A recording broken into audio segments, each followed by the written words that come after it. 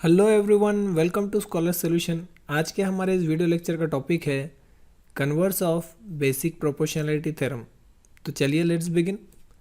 Basic proportionality theorem का statement देखते। If a line divides any two sides of a triangle in the same ratio then that line is parallel to the third side. इसका मतलब समझने की कोशिश करते क्या है कि अगर एक ट्रायंगल में कोई लाइन जो है दो साइड को टच कर रही है तो वो तीसरी साइड को पैरेलल होती है, हमें प्रूफ करना है।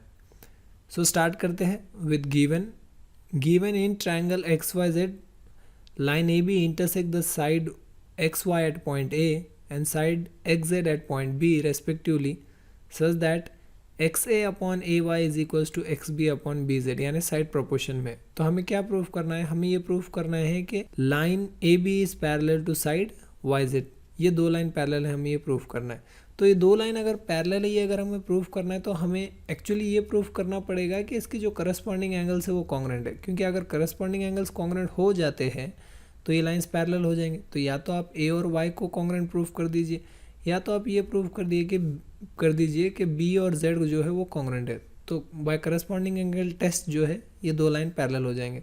तो अब अगर एंगल ए अगर आप देखेंगे तो ये इस ट्रायंगल में आ रहा है एक्स ए बी, और y को अगर आप देखेंगे तो इस ट्रायंगल में आ रहा है एक्स वाई जेड।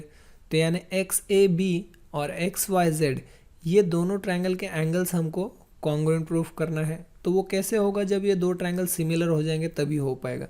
सो स्टार्ट करते हैं विथ प्रूफ।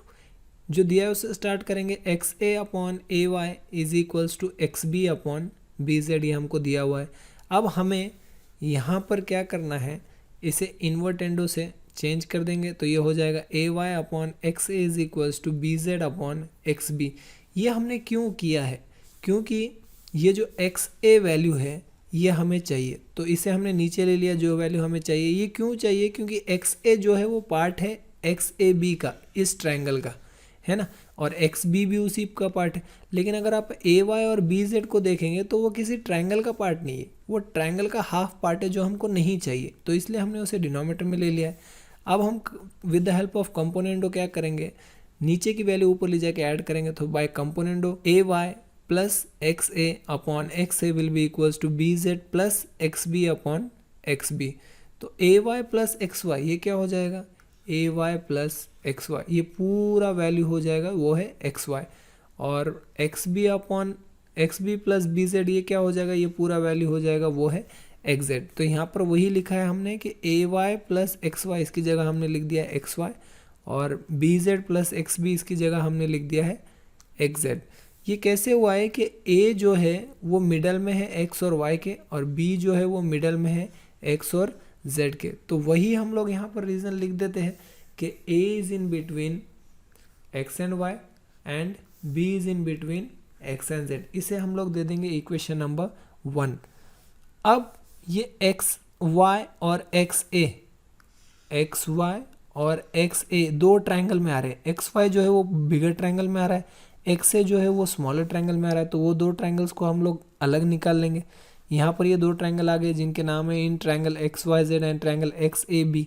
हमें पता है इसके साइड प्रोपोर्शन में है, ठीक है। और एक हमें चीज़ यहाँ पर मिलती है कि इसमें एक एंगल कॉमन है, वो है एंगल एक्स। तो हम लोग लिखेंगे angle X is congruent to angle X because that is common angle.